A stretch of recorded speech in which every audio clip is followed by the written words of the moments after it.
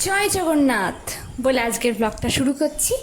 তোমরা কি জানো যে আমি কিছুদিন আগে দীঘা গেছিলাম, তো মুখ থেকে ট্যান তোলার জন্য আমি কিছু ঘরোয়া রেমেডি ইউজ করি, সেটাই তোমাদের সাথে শেয়ার করছি। ফার্স্টেই আমরা নিয়েছি 1.5 চা চামচের মতন দই, 1 চা চামচ লেবুর রস, 1 চা চামচ বেসন আর 1 চা চামচ মধু, আর যে 2 টাকার যে কফি পাউডার পাওয়া যায় সেই কফি পাউডার ঢেলে দিয়ে ভালো করে মিক্সড করে যে দেখো আমি কিন্তু পুরো মুখে লাগিয়ে নিচ্ছি। যাদের আমাদের মতো স্কিন, অ্যাকচুয়ালি যাদের অয়েলি স্কিন এবং পিম্পল খুব হয়ে আছে তাদের জন্য এটা খুব বেস্ট, কিন্তু কখনোই রাব করবে না, তাতে পিম্পলটা আরও বেড়ে যেতে পারে।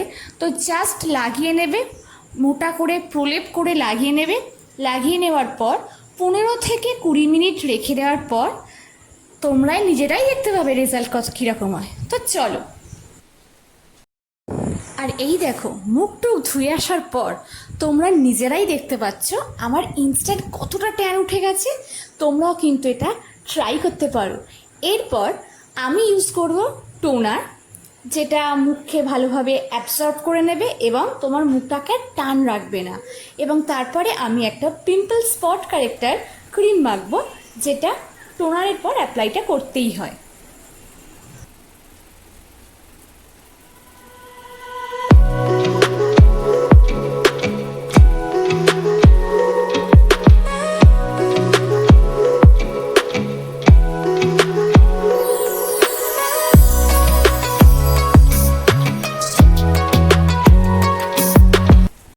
আজকে রথযাত্রা, তাই করতে চলেছি আমি গেট রেডি উইথ কি আবার মি। চলো।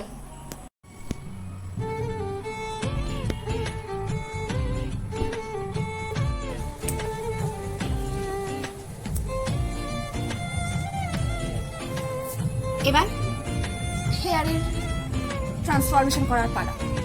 চলো।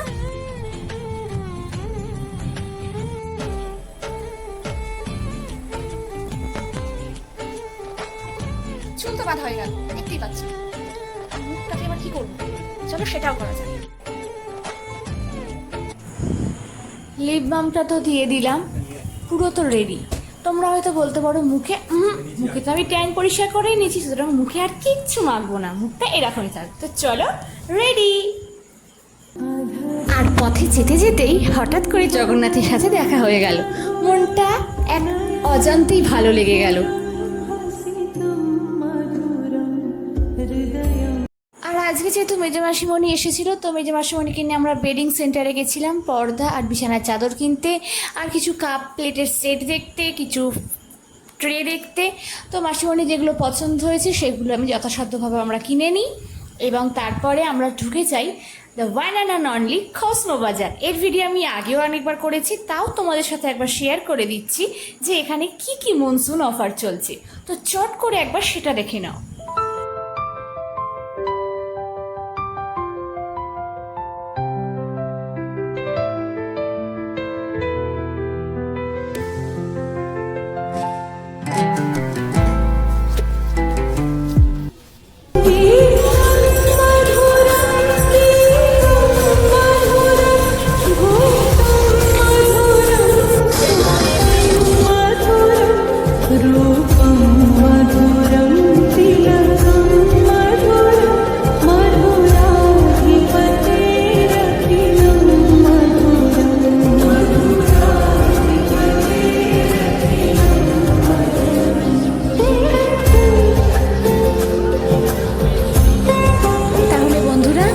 জয় জগন্নাথ বলে আজকের ব্লগটা আমি এখানেই শেষ করলাম।